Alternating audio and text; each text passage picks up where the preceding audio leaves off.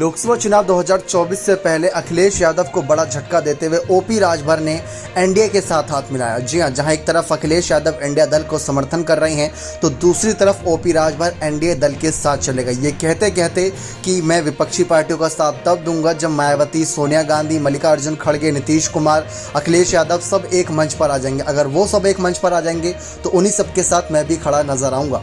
लेकिन ये बात कह ही रहे थे, इस बीच ओपी राजभर ने कहीं ना कहीं बीजेपी का साथ देने का मन बनाया। इसके पीछे ये वजह बताई गई कि अभी हाल ही में गाजीपुर लोकसभा सीट पर जो उपचुनाव होगा वहां पर अपने बेटे को उतारना चाहेंगे और एनडीए का समर्थन उन्हें मिलेगा और दूसरी तरफ कहीं ना कहीं बड़े मंत्री बन जाएंगे योगी कैबिनेट में। तो ये सारी खबरें चर्चाओं का विषय चल रही थी। लेकिन इस बीच सवाल यह है कि क्या ओपी राजभर आने वाले वक्त में अखिलेश यादव के साथ दोबारा नजर आएंगे या नहीं।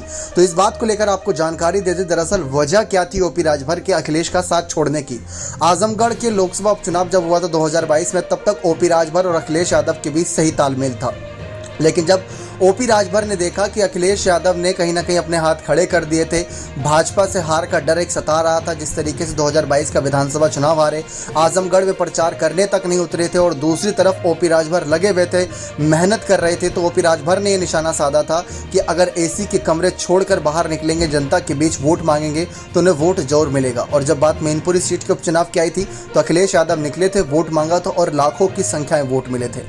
लेकिन अखिलेश यादव को लेकर ओपी राजभर ने यह भी बातें कही थी कि अखिलेश यादव को कोई लीडर का साथ नहीं चाहिए, उन्हें चाहिए लोडर, जिसके ऊपर सामान लाद के बस वो चलते रहें। और लीडर वो होता है जो अपनी जो कहीं ना कहीं आने वाले वक्त की सिचुएशन होती है, कठिनाइयाँ होती हैं, उनको दूर करने के एक साथ कुछ ना कुछ बातचीत करके निष्कर्ष निकालते हैं। लेकिन अखिलेश यादव लीडर की आवश्यकता नहीं, उनको लोडर की आवश्यकता है। तो उनसे गठबंधन करने का कोई फायदा नहीं। लेकिन यही बात चाचा शिवपाल और अखिलेश यादव पहले कह चुके हैं कि ओपी राजभर हल्के नेता हैं। लेकिन इस बार सर्वे ये दावा कर रहा है कि ओपी राजभर की पार्टी का लोकसभा चुनाव 2024 में खाता खुल सकता है। बल्कि 2024 के चुनाव से पहले ही गाजीपुर सीट पर अगर उपचुनाव हुआ और वहां पर ओपी राजभर के बेटे को उतारा गया तो वहां पर भी जीतने के चांसेस उनके काफी ज्यादा बन सकते हैं।